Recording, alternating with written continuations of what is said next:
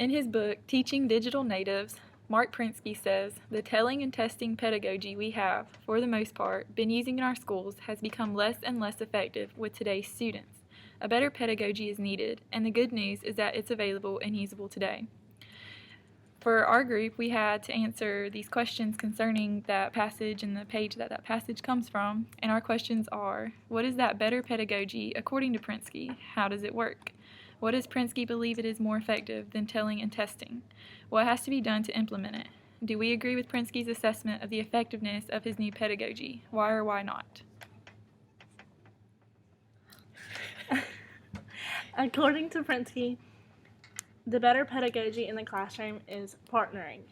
Partnering works by making the students actually be more creative and not just take a test on the information that they have learned. Whenever they practice this partnering pedagogy in the classroom, the students will definitely find and follow their own passions. They use the technology that is available and they research information online and find it themselves. The teacher isn't going to tell them exactly what they need to know for the class. It's the student's responsibility to find it on their own and do with it, different projects and different things. They answer questions and share their thoughts and opinions on a variety of topics, and they practice their skills, whether these are speaking or writing. They create presentations in text and multimedia and will present these to their class. It is up to the teachers to create and ask the right questions to really spark the students' minds.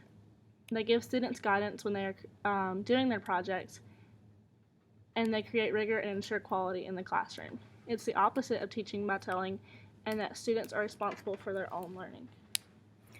The reason Prensky believes that partnering is more effective is because it's more engaging when the children use technology, plus when they are researching by themselves and learning new information.